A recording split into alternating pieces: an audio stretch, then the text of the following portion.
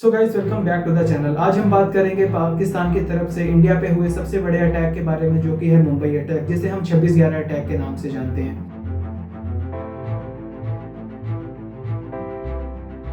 तो इस वीडियो में मैं आपको पूरी इन्फॉर्मेशन दूंगा कि आखिर वो अटैक कैसे हुआ, किन लोगों का इस अटैक के पीछे हाथ था एंड आखिर कितने लोग मारे गए थे उस मुंबई अटैक में। सो चलिए वीडियो को स्टार्ट करते हैं।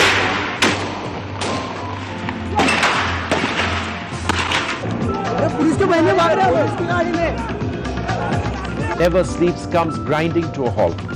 The men who've perpetrated this horror on the country's financial capital. The Shivaji terminus. Come in and out. We're clearly aware of the presence. You see. सो दोस्तों, ये जो कहानी शुरू होती है वो होती है पाकिस्तान के एक आदमी से, जिसका नाम होता है दाऊद सैयद गिलानी, जिसने अपनी पढ़ाई पाकिस्तान के कैडेट कॉलेज हसन अब्दुल से कंप्लीट करी। एंड जो इसके फादर का नाम होता है सैयद सलीम गिलानी, जो कि पाकिस्तान में काफ़ी अच्छी पोजीशन पे थे एंड जो पाकिस्तान की जो आर्मी डिप्लोमेट होती है उसके साथ काफ़ी अच्छा उठना बैठना था। सो गाइस, जो इसकी मदर होती है उसका नाम होता है एलिस सिरिल हेडली, जो कि एक यूएस की सिटीजन थी। कॉलेज कंप्लीट होने के लगभग 7 साल तक दाऊद सैयद गिलानी पाकिस्तान में रहता है एंड 7 साल बाद अपनी मदर के पास यूएस चला जाता है एंड यूएस में एक जगह है फिलाडेल्फिया, वहाँ पे रहना स्टार्ट कर देता है। बट यूएस में रहते हुए भी वो लगातार ड्रग स्मगलिंग वगैरह में इन्वॉल्व रहता है एंड पाकिस्तान के साथ टच में रहता है। इस कारण से यूएस पुलिस ने भी उसे 1-2 बार पकड़ा, बट उसे बाद में छोड़ दिया गया। तो साल 2000 तक दाऊद सैयद गिलानी यूएस में रह के ये सब करता रहा। साल 2001 में दाऊद सैयद गिलानी का माइंड थोड़ा सा चेंज होता है एंड ये लश्कर-ए-तैयबा का एक लीडर है जिसका नाम है हाफिज सैयद, उसके टच में आता है। उस टाइम तक हाफिज सैयद ने इंडिया पे काफ़ी बार अटैक किया था एंड अभी एक नया अटैक भी प्लान कर रहा था। एंड जब हाफिज सैयद दाऊद गिलानी से मिला तो दाऊद गिलानी उसे काफ़ी यूजफुल और वैल्यूबल एसेट लगा। एंड साल 2002 में हाफिज सैयद दाऊद सैयद गिलानी को पाकिस्तान बुलाता है एंड दावत देता है एंड उसे रेगुलर ट्रेनिंग में इन्वॉल्व कर लेता है, जो कि पाकिस्तान के मुल्के में होती है, जो कि जस्ट लाहौर के पास में है। एंड उसके बाद एक एडवांस ट्रेनिंग होती है जो कि पीओके के मुजफ्फराबाद में पड़ता है। एक साल में लगभग 5 बार दाऊद सैयद गिलानी पाकिस्तान आता है एंड जो लश्कर-ए-तैयबा का लीडरशिप होता है उनसे भी मिलता है। ये सब कुछ जो कुछ भी हो रहा है, इस चीज़ को हाफिज सैयद इंडिया के खिलाफ यूज़ करने वाला था, बट ये सब चीज़ें उसने दाऊद सैयद गिलानी को नहीं बताई थी। पूछने पे उसने बताया कि इन सब चीज़ों को वो कश्मीर के खिलाफ यूज़ करे एंड ये जो भी ट्रेनिंग्स थी, वेपन्स थे यूज़ होने वाले, इन सब के जो फंडिंग है वो ISI के थ्रू की जाती है, जो कि पाकिस्तान की सीक्रेट एजेंसी है। जब दाऊद सैयद गिलानी की ट्रेनिंग कंप्लीट हो जाती है तो उसे पाकिस्तान के लश्कर-ए-तैयबा के ग्रुप फॉरेन रिक्रूटमेंट विंग में ट्रांसफ़र कर दिया जाता है, जिसका जो हेड होता है उसका नाम होता है साजिद मीर। सो साजिद मीर दाऊद सैयद गिलानी को बताता है कि तुम्हें कश्मीर नहीं जाना है, जो तुम्हारा रोल है वो कुछ दूसरा डिसाइड किया गया है। अभी के लिए तुम वापस से यूएस जाओ और वहाँ जाके अपना नाम चेंज करो। सो इसके अकॉर्डिंग सेम दाऊद सैयद गिलानी वैसा ही करता है। वो वहाँ जाके अपना जो नाम होता है वो चेंज करके डेविड कॉनली कर लेता है अपनी मदर के सरनेम के अकॉर्डिंग। बट इस चीज़ को इंडियन गवर्नमेंट के अकॉर्डिंग माना जाता है कि जो उसने अपना नेम चेंज किया था इसमें ISI का हाथ था, क्योंकि यूएस में रहना और बिना किसी वेरिफिकेशन के अपना नाम चेंज करना नेक्स्ट टू इम्पॉसिबल है। ऐसे ही टाइम पे पाकिस्तान में अलग अलग शहरों से रिक्रूटमेंट करी जा रही थी कुछ लड़कों की, जो कि ज़्यादा पढ़े लिखे ना हो, यंग हो, घर से भागे हुए हो, शादीशुदा ना हो। सो ऐसे लड़कों में से एक लड़का था जिसका नाम था मोहम्मद आमिर अजमल कशाफ, जो कि विलेज फरीदकोट, तहसील दीपालपुर, ओकारा, पंजाब का रहने वाला था और घर से परेशान होकर, घर की गरीबी से तंग आके वो अपना घर छोड़ के भाग गया था एंड अपने एक दोस्त के साथ फिरौती, चोरी, ये सब स्टार्ट कर दिया था। एक बार अजमल कसाब किसी गन को खरीदने रावलपिंडी गया था, तो वहाँ पर उसे लश्कर-ए-तैयबा के ग्रुप का एक आदमी मिला जिसके थ्रू उसे रिक्रूट किया गया था। और इंडियन एजेंसीज के थ्रू ये भी कहा जाता है, जो कि अजमल कसाब के फादर थे, उन्होंने अजमल कसाब को 1.5 लाख रुपए में लश्कर-ए-तैयबा को बेच दिया था। इसी तरह अजमल कसाब की तरह लगभग 32 लड़कों को रिक्रूट किया गया था, जो कि अपने घर से भागे हुए थे, शादीशुदा नहीं थे, ज़्यादा पढ़े लिखे नहीं थे और काफ़ी यंग थे। इन सबको मिला के एक टीम बनाई गई और इंडिया के खिलाफ अटैक के लिए रेडी किया गया। उसके बाद इन लड़कों की ट्रेनिंग स्टार्ट कर दी जाती है एंड ये ट्रेनिंग 3 स्टेजेस में होती है। जो ये फर्स्ट स्टेज होता है उसे बोला जाता है दौराए सफ़ा, और ये ट्रेनिंग में लगभग काफ़ी बेसिक चीज़ें बताई जाती है और ये रिवीजन ट्रेनिंग होती है। इस ट्रेनिंग में लगभग इन्हें मॉर्निंग में उठने को कहा जाता है और नॉर्मल एक्सरसाइज PT वगैरह करनी होती है। एंड जो इस ट्रेनिंग के उस्ताद होते हैं उसका नाम होता है फरदुल्ला मुफ्ती। एंड ये जो उस्ताद का मतलब होता है जो भी ट्रेनर है उस ट्रेनिंग के। अब स्टार्ट होती है second stage of training and जो भी लड़के फर्स्ट स्टेज ऑफ ट्रेनिंग में सेलेक्ट होते हैं उन्हें उस्ताद फरदुल्ला की तरफ से एक लेटर मिलता है जिसमें लिखा होता है भाई वसूल दौराए अम्मा, जिसका मतलब होता है कि आप सब सेकंड स्टेज ऑफ ट्रेनिंग के लिए क्वालिफाई हो चुके हो। अब जो सेकंड स्टेज ऑफ ट्रेनिंग होती है उसमें इन्हें मुरीदके से 12 घंटे बस में बिठा के मानेसर ले जाया जाता है और वहाँ पे माउंटेन्स में ले जाया जाता है, जहाँ पर इन्हें काफ़ी कुछ सिखाया जाता है, जैसे कि गन्स को असेंबल करना, सैटेलाइट फ़ोन को यूज़ करना, कोड्स में बात करना और किस तरह से मेड किट यूज़ करनी है जब आप किसी तरह से आप पे अगर कोई फायरिंग वगैरह कर देता है तो उस टाइम पे। सो इस ट्रेनिंग में काफ़ी लोगों को बीच में घर भी भेजा जाता है ताकि वो अपने घर वालों से मिल सके, जिसमें से अजमल कसाब भी वापस से घर आता है एंड यहाँ पे ये जो कुछ भी सीखता है उसके बारे में अपनी माँ को बताता है एंड अपने दोस्तों को भी जो भी इसने टेक्निक सीखी थी, कराटे वगैरह सीखे थे, ये सब चीज़ें उन्हें सिखाई जाती है तो इस सब चीज़ों के बारे में अपने दोस्तों को भी बताता है और करके भी दिखाता है। अब सेकंड स्टेज ऑफ ट्रेनिंग खत्म करने के बाद उन्हें मानेसर से ओकारा भेजा जाता है जो कि पाकिस्तान के पीओके में है एंड यहाँ पे लश्कर तैयबा का जो मेन ऑफिस है वो होता है और ये जो ट्रेनिंग होती है वो सबसे लंबी ट्रेनिंग होती है। यहाँ पर उन्हें एडवांस कॉम्बैट सिखाया जाता है कि एक्चुअली में आपको करना क्या है, आखिर में कैसे फाइट करनी है, किस तरह से गन को असेंबल करनी है, किस तरह से फायरिंग करनी है। तो इस टाइम पर वो रियल गन्स के साथ फायरिंग स्टार्ट करते हैं एंड एम वगैरह अपना सेट करते हैं। और यहाँ पर एक उनको 60 घंटे की एक एडवांस ट्रेनिंग दी जाती है जहाँ पर उन्हें 60 घंटे तक बिना कुछ खाए पिए माउंटेन्स पे चढ़ना होता है और इससे उनकी जो इंटरनली मेंटालिटी है वो काफ़ी ज़्यादा स्ट्रॉन्ग हो जाती है, जिससे कि वो काफ़ी बैड सिचुएशन में भी सर्वाइव करना सीख जाते हैं। और इन पूरी ट्रेनिंग में एक इस्माइल नाम का लड़का था जो कि काफ़ी अच्छा परफॉर्म किया था, तो उसे जो मुंबई अटैक था उसका हेड बनाया गया था। ये जो ट्रेनिंग है ये काफ़ी लंबी ट्रेनिंग होती है और लगभग ये 3 महीने तक चलती है। साल 2008 में इनकी ट्रेनिंग पूरी तरह से कंप्लीट हो जाती है एंड 32 में से सिर्फ 10 लड़के हैं जो कि इस ट्रेनिंग को कंप्लीट कर पाते हैं, जिसमें और इन 10 लड़कों में से 5 पेयर बनाए जाते हैं और जो इस्माइल होता है एंड अजमल कसाब होता है वो एक पेयर में रखे जाते हैं और भी इनके साथ 4 पेयर होते हैं, तो टोटल इनके 5 पेयर होते हैं। 1 महीने बाद इन 10 सेलेक्टेड लोगों को कराची भेजा जाता है ट्रेन से और वहाँ पर अजीबाबाद मोहल्ला नाम की जगह होती है, वहाँ पर रखा जाता है एंड वहाँ पर समुंदर पास में होता है, तो वहाँ पर इनकी समुद्री ट्रेनिंग स्टार्ट कर दी जाती है जिसे हम मरीन ट्रेनिंग बोलते हैं। यहाँ पर इन्हें काफ़ी कुछ सिखाया जाता है। यहाँ पर इनकी 3 दिन की ट्रेनिंग होती है। जो ट्रेनर का नाम होता है उसे ये लोग हकीम साहब बोलते हैं ट्रेनर को। सो यहाँ पर इन्हें काफ़ी कुछ सिखाया जाता है समुद्र के बारे में, जैसे कि समुद्र की गहराई को मापना और समुद्र में किस तरह से डायरेक्शन देखनी है, मछलियाँ कैसे पकड़नी है, तो ये सब चीज़ें इन्हें सिखाई जाती हैं। सो इन सब चीज़ों में सबसे बड़ा रोल प्ले करता है दाऊद सैयद गिलानी का, जिसका जो नाम चेंज होकर डेविड हेडली हो चुका था। वो अपने एक दोस्त से मिलता है अमेरिका में जिसकी एक वीज़ा कंसल्टेंसी होती है फर्स्ट वर्ल्ड इमिग्रेशन सर्विसेज के नाम से। सो वो दोनों डिसाइड करते हैं कि वो लोग अपनी एक ब्रांच इंडिया में खोलेंगे एंड इंडिया गवर्नमेंट की तरफ से उन्हें काफ़ी इजीली अप्रूवल मिल जाता है, क्योंकि इंडिया गवर्नमेंट को लगता है कि कोई भी यूएसए की कंपनी इंडिया में आके अपना बिजनेस स्टार्ट करना चाहती है तो वो काफ़ी इजीली उन्हें अप्रूवल दे देती है। सो साल 2007 में डेविड हेडली इंडिया आया एंड इसने इंडिया में सब कुछ रिकॉर्ड किया जहाँ जहाँ पर भी अटैक हुआ था, जैसे कि Taj hotel, Oberoi hotel, Leopold cafe, इन सभी लोकेशंस को इसने पूरी तरह से कैप्चर किया एंड ये पूरी वीडियोस वगैरह बना के सारा कुछ इनपुट पाकिस्तान को दे दिया एंड इसने ये भी देखा कि सबसे अच्छी जगह कौन सी है जहाँ पे ये सेफली लैंड कर सकते हैं। सो ये सारा इनपुट उसने बनाया एंड पाकिस्तान में भेज दिया। तो ये सब इनपुट के अकॉर्डिंग जो पाकिस्तान में लश्कर तैयबा का एक आदमी था जिसका नाम था जयार शाह, उसको काफ़ी अच्छी टेक्निकल नॉलेज और कंप्यूटर नॉलेज थी, तो उसने ये जो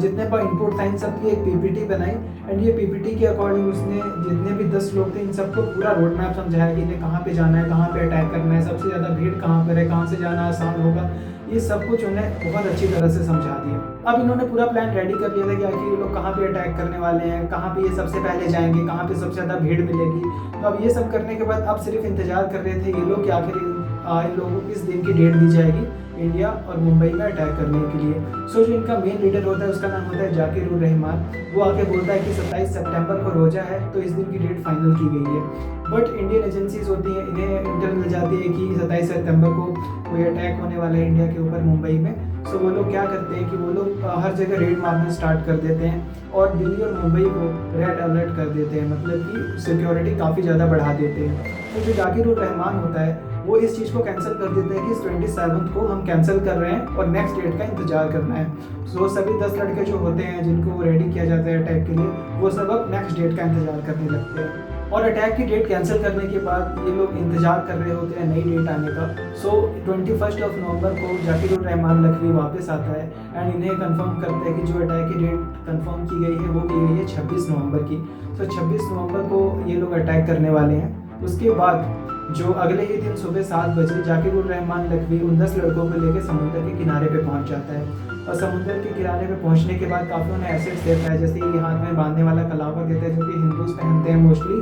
कलावा देता है, इंडियन कपड़े देता है, फ़ोन देता है, सिम देता है, इंडियन सिम, एंड बोलता है कि ये जितनी भी तुम्हें चीज़ें मिली है इन्हें तुम्हें वहाँ पहुँच के यूज़ करना है। एंड ये भी बोलता है साथ में कि तुम्हें जितने भी लोग दिखे वहाँ पे, क्योंकि जब तुम वहाँ पहुँचोगे तो वहाँ पे तुम्हें काफ़ी भीड़ दिखेगी, CST स्टेशन पे काफ़ी भीड़ दिखेगी, तो वहाँ पे जाके ये मत सोचना कि कौन हिंदू है कौन मुस्लिम है, तुम्हें नॉन स्टॉप फायरिंग करनी है और तुम्हें सबको मारना है। बट अगर तुम ताज होटल में जाते हो, ओबराय होटल में जाते हो, तो वहाँ पे जाके तुम्हें मुस्लिम्स को नहीं मारना है सिर्फ, और मोस्टली अगर तुम्हें फॉरेन का आदमी दिखे, कोई भी फॉरिजन दिखे, तो उसे तो कंफर्म मारना है। ये सब चीज़ें समझाने के बाद जो जाकिर उर रहमान लखवी होता है, जरार शाह होता है, एंड एक और आदमी होता है जिसका नाम होता है अबू हमजा, ये लोग उन्हें गले लगा के वहाँ से रवाना कर देते हैं। उसके बाद रास्ते में इन्हें एक इंडियन बोट मिलती है जिसका नाम होता है कुबेर।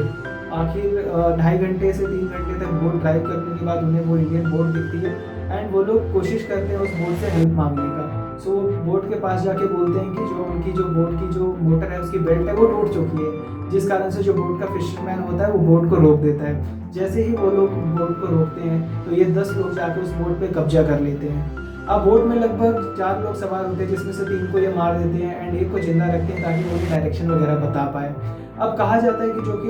बोट का मेन फिशरमैन था जिसका नाम था अमरचंद, वो लगभग 6 महीने पहले बाय मिस्टेक इंडिया का सी बॉर्डर क्रॉस करके पाकिस्तान चला जाता है, जिस वजह से उसे 6 महीने तक जेल काटनी पड़ती है पाकिस्तान में, एंड 6 महीने जेल काटने के बाद वो इंडिया वापस आता है। सो उस सेम बोट को रोकना इतना बड़ा कोइंसिडेंस, इसको इंडियन गवर्नमेंट के अकॉर्डिंग कहा जाता है कि इतना बड़ा कोइंसिडेंस नहीं हो सकता है। एंड लगभग 26 सितंबर तक ये लोग बोट पे ही रुकते हैं, एंड 26 सितंबर को जब ये लोग मुंबई के पास पहुंचते हैं तो इन्हें बड़ी बड़ी बिल्डिंग्स दिखती है जिनसे इन्हें कंफर्म हो जाता है कि ये मुंबई के पास पहुंच चुके हैं। एंड वहाँ पर ये लोग जो फिशरमैन होता है उसे इन्होंने जिंदा रखा होता है, उसे भी ये लोग मार देते हैं ताकि ये लोग आगे जाके ये किसी को कुछ बता ना दे या किसी को पहले से इन्फॉर्म ना कर दे या वहाँ जाके ये शोर ना करने लगे। सो इसके बाद ये लोग वहाँ से एक स्पीड बोट लेते हैं और मुंबई की ओर आगे बढ़ने लगते हैं, और ये लोग अकॉर्डिंग टू प्लान अपना जो मोबाइल फ़ोन होता है, जो इंडियन मोबाइल फ़ोन होता है एंड वहाँ पे सिम होती है, उसे ये ऑन कर लेते हैं। बट उस टाइम पर उसमें नेटवर्क नहीं आ रहे होते हैं। ये लोग लगभग रात को 9 बजे बादावर पार्क पहुंचते हैं जो कि ताज होटल के काफ़ी पास में होता है, एंड ये जो लोकेशन थी इन्होंने काफ़ी सोच समझ के डिसाइड करी थी। एक तो वहाँ पर एक चौल था जहाँ पर काफ़ी भीड़ रहती थी, सो वहाँ पर अगर ये लोग बोट से उतरते हैं तो मोस्टली लोगों को शक नहीं होता इनके ऊपर। सो वहाँ से लगभग 1 किलोमीटर की दूरी पे ताज होटल था, 900 मीटर की दूरी पर लियोपोल्ड कैफ़े था, 3.5 किलोमीटर की दूरी पर वहाँ पे CST स्टेशन था। तो जो भी इनके लोकेशन थे जहाँ पर भी इन्हें जाना था वो काफ़ी पास में था, बट जो ओबराय होटल था वो थोड़ा दूर था वहाँ से। सो ये लोग क्या करते हैं, जो 8 का पेयर होता है, मतलब जो 8 लोग होते हैं, जो 4 का पेयर होता है वो बोट से उतर जाते हैं, जिसमें अजमल कसाब और इस्माइल भी होते हैं। बट जो एक पेयर होता है वो सिर्फ बोट में ही रहता है, वो आगे नहीं जाता, और लगभग 300 मीटर की दूरी पर वहाँ से मेन रोड पे पड़ती थी। अब जो अटैक की प्लानिंग वो यहाँ से स्टार्ट होती है। अब इनका 4 पेयर था वो ऑलरेडी बोट से उतर चुका था। जो इनका पहला पेयर था वो ताज होटल जाने वाला था, जो दूसरा पेयर था वो लियोपोल्ड कैफ़े जाने वाला था, तो तीसरा पेयर था वो नरीमन हाउस जाने वाला था, एंड जो 4th पेयर था वो CST स्टेशन जाने वाला था, एंड जो 4th पेयर था उसमें अजमल कसाब एंड इस्माइल थे। सो ये लोग अपने लोकेशन जहाँ पर भी इन्हें जाना होता है उसके लिए रवाना हो जाते हैं, एंड जो इनका 5वां पेयर होता है वो बोट में ही रहता है ओबराय होटल जाने के लिए, क्योंकि जो ओबराय होटल था वो रोड से जाने पे काफ़ी दूर पड़ता था, बट अगर ये बोट से चाहते तो काफ़ी आसानी से और काफ़ी कम समय में ओबराय होटल पहुंच सकते थे। सो वो जो 2 लोग थे वो बोट में ही रुकते हैं। सो जब वो लोग बोट से उतर रहे होते हैं तो जो चौल में एक आदमी रहता है जिसका नाम होता है भरत तमोरे, जो कि उन्हें उतरते हुए देख लेता है और उसे उन पर शक होता है। तो उसके बाद वो उनसे पहचान पूछता है, बट वो अपनी पहचान स्टूडेंट्स बताते हैं, और बीच में अजमल कसाब गुस्से से बोलता है कि अपने काम से काम रखो। सो उस टाइम पे भरत तमोरे, और वो ऑलरेडी एक ताज होटल का एम्प्लॉय था, तो वो इस चीज़ को काफ़ी सीरियसली लेता है और पुलिस को इन्फॉर्म करता है, बट पुलिस उस टाइम पे इस चीज़ को बिल्कुल भी सीरियसली नहीं लेती और इग्नोर करती है। और उस टाइम पर पुलिस इस चीज़ को सीरियसली लेती तो काफ़ी लोगों की जानें बच सकती थी। उसके बाद ये लोग अपने अपने पेयर में डिवाइड हो जाते हैं। जो इस्माइल और कसाब होते हैं ये मेन रोड पे जाके एक टैक्सी को रोकते हैं, एंड वो जो टैक्सी होती है उसमें ये लोग पीछे बॉम्ब लगा देते हैं। जो इस्माइल होता है वो टैक्सी के आगे बैठता है, ड्राइवर को अपनी बातों में लगाता है, एंड जो कसाब होता है वो बॉम्ब को 1 घंटे 15 मिनट का टाइम लगा के वहाँ पे सेट कर देता है ड्राइवर सीट के नीचे। उसके बाद ये लोग अपने टारगेट CST स्टेशन पे उतर जाते हैं। सो जैसे ही कसाब CST स्टेशन पे उतरता है और स्टेशन के अंदर एंटर करता है तो उस टाइम पर सिक्योरिटी इतनी ज़्यादा नहीं होती, तो मतलब ये लोग काफ़ी आसानी से गन्स वगैरह को स्टेशन के अंदर ले आते हैं। बट जैसे ही ये लोग स्टेशन के अंदर आते हैं तो इस्माइल और कसाब देखते हैं कि जो इन्होंने वीडियोस में देखा था उस अकॉर्डिंग स्टेशन पे उतनी ज़्यादा भीड़ नहीं थी। सो ये लोग गुस्से में आते हैं और जो ये कॉल लगाते हैं अबू हमज़ा को, बट नेटवर्क ना होने के कारण फ़ोन में कॉल कनेक्ट नहीं हो पाती है। सो ये लोग वॉशरूम में जाते हैं एंड वॉशरूम में जाके अपनी गन्स को असेंबल करते हैं। सो उस टाइम पर जो कसाब था उसने गन को असेंबल करके अपने जो मैगज़ीन वगैरह होते उसे रेडी कर लिया था एंड गन्स को पूरी तरह से रेडी कर लिया था। एंड जो इस्माइल था उसने पूरे जो बैग था, बैग में गनरेट्स थे, उसको रेडी कर लिया था। सो ये लोग पूरी तरह से रेडी थे CST स्टेशन पे हमला करने के लिए। सो लगभग 9:45 पे ये लोग वॉशरूम से बाहर निकलते हैं और नॉन स्टॉप अंधाधुंध फायरिंग स्टार्ट कर देते हैं और लगभग 10:45 तक ये लोग फायरिंग करते हैं। जो कसाब था वो मोस्टली गन यूज़ कर रहा था फायरिंग करने के लिए एंड जो इस्माइल था वो लगातार ग्रेनेड्स को फेंक रहा था लोगों के ऊपर, जिससे कि एक बार में काफ़ी लोगों को डैमेज हो रहा था एंड काफ़ी लोग इंजर्ड हो रहे थे, ताकि लोग ज़्यादा से ज़्यादा लोग भाग ना पाएँ और इंजर्ड होने के बाद कसाब उनको आसानी से मार पाए। सो ये स्ट्रैटेजी वो फॉलो कर रहे थे एंड कुछ टाइम बाद इस्माइल ने भी गन उठा ली एंड दोनों नॉन स्टॉप फायरिंग करते रहे लगातार 10:45 तक। इस पूरे CST इंसिडेंट में लगभग 53 लोग अपनी जान गंवा देते हैं, 108 लोग घायल हो जाते हैं एंड 8 पुलिस ऑफिसर भी शहीद हो जाते हैं। CST स्टेशन पर फायरिंग करने के बाद अजमल और इस्माइल वहाँ से बाहर निकलते हैं और बाहर खड़ी गाड़ियों को अनलॉक करने की कोशिश करते हैं ताकि वो अपने नेक्स्ट टारगेट की ओर जा पाएँ। बट इसी बीच में पुलिस को इन्फॉर्मेशन मिल जाती है और पुलिस इनका पीछा करके इन पे फायरिंग करना स्टार्ट कर देती है। तो उसके पास बगल में कामा हॉस्पिटल होता है, ये लोग उसकी बाउंड्री से अंदर कूद जाते हैं एंड पुलिस पे क्रॉस फायरिंग करते हैं। तो जैसे ही वो लोग हॉस्पिटल के अंदर कूदते हैं तो उन्हें पता नहीं होता कि ये हॉस्पिटल है। तो बाद में वो लोग वहाँ का बोर्ड देखते हैं हॉस्पिटल का एंड उसके बाद वो लोग हॉस्पिटल के अंदर जाने की कोशिश करते हैं और वहाँ के लोगों को मारने की कोशिश करते हैं। बट जो हॉस्पिटल का स्टाफ था उन्होंने समझदारी दिखाई और उसी टाइम पे और उनको ऑलरेडी इन्फॉर्मेशन मिल चुकी थी, तो उन्होंने हॉस्पिटल का गेट बंद कर दिया एंड वहाँ पे पूरी लाइट्स वगैरह बंद कर दी, जिसके कारण से जो कसाब और इस्माइल थे वहाँ से वापस से भाग गए एंड मेन रोड पे आ गए। सो इस्माइल और कसाब को ये बताया गया था कि उन्हें CST स्टेशन पे फायरिंग करने के बाद, वहाँ पे अटैक करने के बाद उन्हें मालाबार हिल्स की तरफ जाना है और वहाँ पे भी जाके उन्हें अटैक करना है। सो जो हॉस्पिटल था वो ऑलरेडी उनके प्लान का हिस्सा नहीं था, बट फिर भी उन्होंने हॉस्पिटल में कोशिश करा जाके लोगों को मारने का, बट वहाँ पे जाके लोगों ने समझदारी दिखाते हुए ऑलरेडी लाइट्स वगैरह सब कुछ बंद कर दिए थे, जिस वजह से उन्हें अटैक करने को अच्छी तरह से पोजीशन नहीं मिली। सो उसके बाद वो वहाँ से निकल जाते हैं। साथ ही में जो इन्फॉर्मेशन होती है वो वहाँ के ATS head in charge Hemant Karkare ji को मिलती है। सो उसके बाद हेमंत करकरे जी अपने साथ 3 ऑफिसर्स को लेके CST स्टेशन की ओर रवाना हो जाते हैं एंड वहाँ पर जाके उन्हें पता लगता है कि जो अजमल कसाब एंड इस्माइल था वो वहाँ से भाग चुके हैं एंड साथ में एक इन्फॉर्मेशन मिलती है कि जो हॉस्पिटल है, जो कामा हॉस्पिटल है, वहाँ पर अभी 2 लोगों को देखा गया है एंड उनके हाथ में गन्स भी थी। सो ये लोग जो हेमंत करकरे जी अपने साथ में जितने भी ऑफिसर्स थे एंड कांस्टेबल थे उन्हें लेके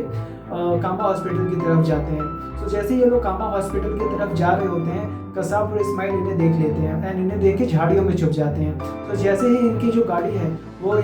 कसाब और इस्माइल के पास में आती है, तो कसाब और इस्माइल इस पर फायरिंग स्टार्ट कर देते हैं एंड पुलिस भी क्रॉस फायरिंग स्टार्ट करती है। बट इस चीज़ में क्रॉस फायरिंग में कसाब के दोनों हाथों में गोलियां लग चुकी थी। उसके बाद जो कसाब और इस्माइल थे इन्होंने पूरी 2 मैगजीन्स पुलिस ऑफिसर्स के ऊपर खाली कर दी एंड खाली करने के बाद जब ये वापस आके जो चेक करने लगे तो पता लगा कि जो है जो चारों ऑफिसर्स हैं इनकी जो है ये शहीद हो चुके हैं इस चीज़ में। उसके बाद जो पीछे 2 कांस्टेबल थे उन्हें चेक करने के लिए जब ये पीछे वाले गेट से इन्होंने कोशिश करा जाने का, तो पीछे वाला गेट इन्होंने देखा कि ये लॉक है,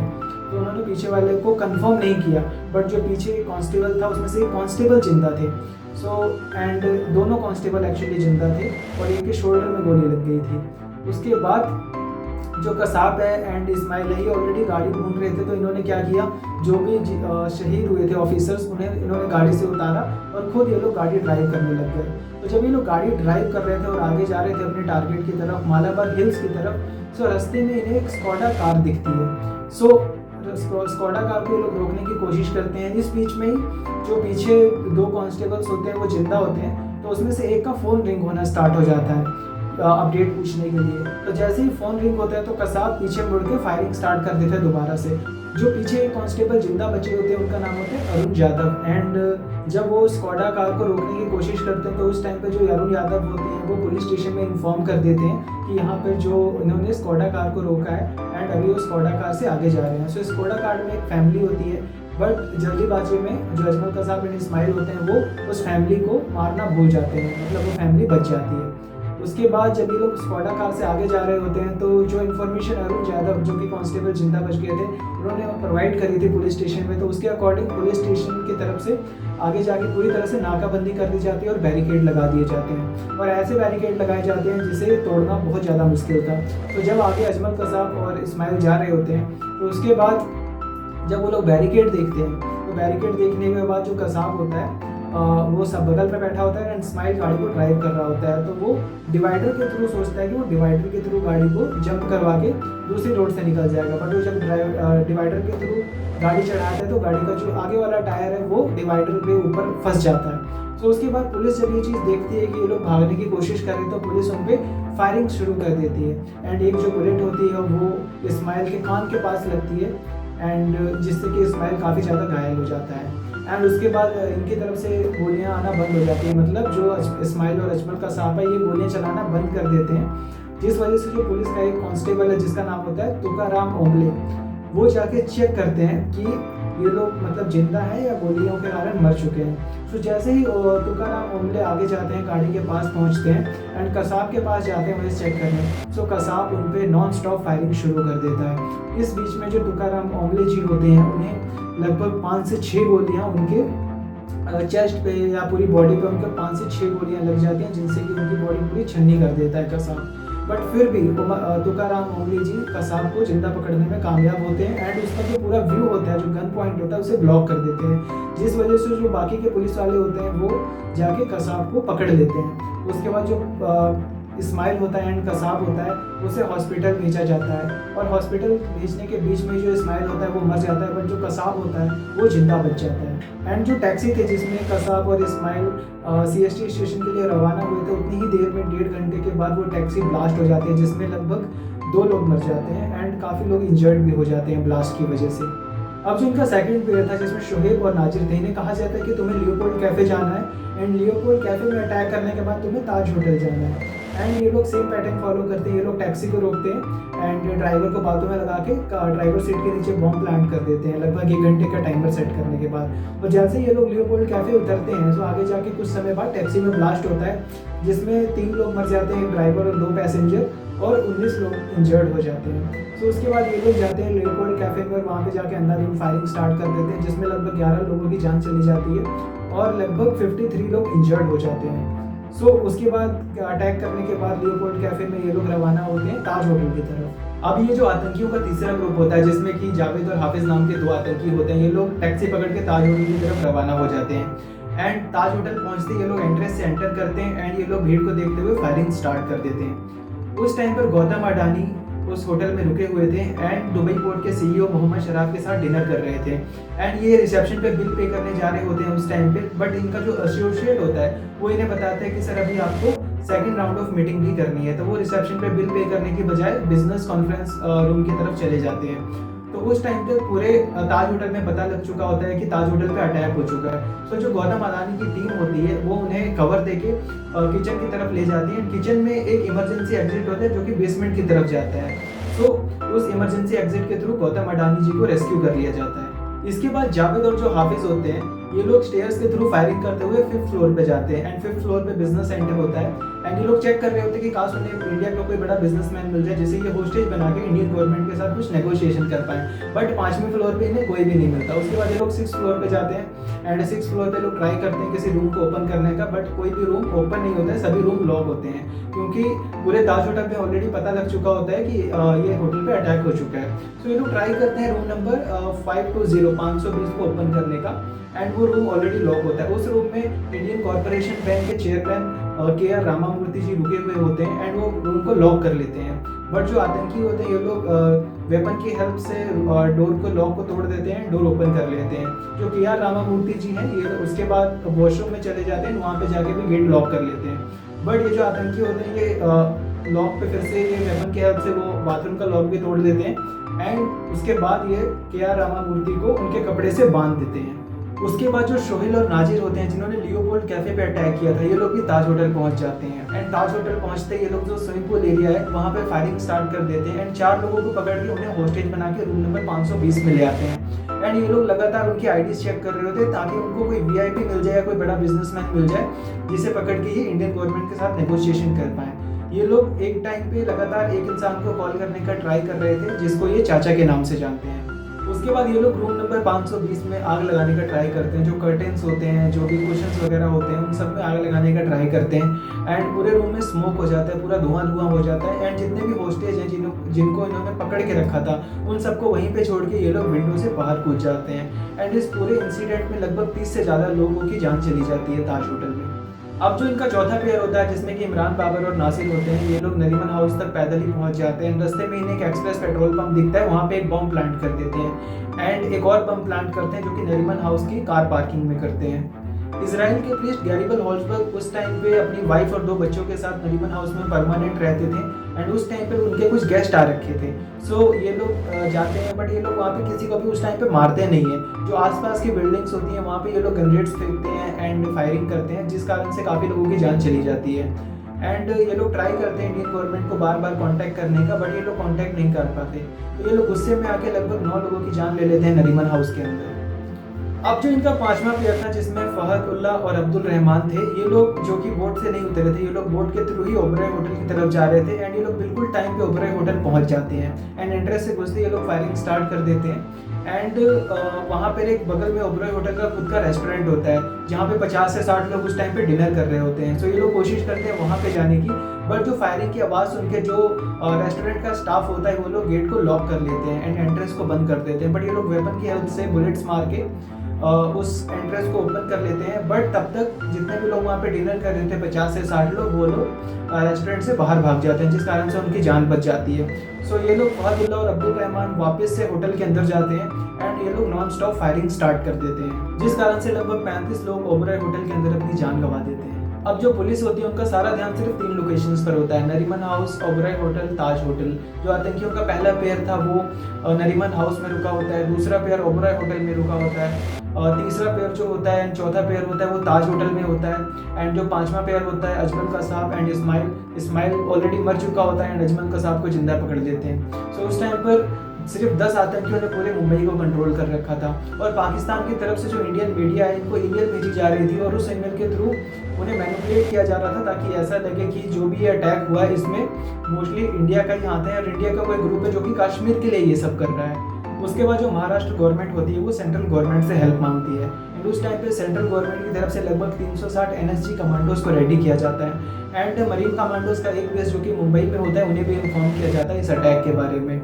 बट एक मेन प्रॉब्लम ये आती है, कमांडोज तो रेडी थे बट जिस प्लेन में कमांडोज को मुंबई भेजना था वो प्लेन रेडी नहीं था एंड वो प्लेन चंडीगढ़ में खड़ा था। उसके बाद काफ़ी सोचने के बाद ये डिसाइड किया जाता है कि पालम एयरपोर्ट पे एक एयरक्राफ्ट खड़ा है जो कि फ्री है, उस एयरक्राफ्ट में कमांडोज को मुंबई भेजा जाएगा। बट उस एयरक्राफ्ट में एक प्रॉब्लम थी कि उसमें सिर्फ 120 लोगों की जगह थी, मतलब कि वो एयरक्राफ्ट एक छोटा एयरक्राफ्ट था।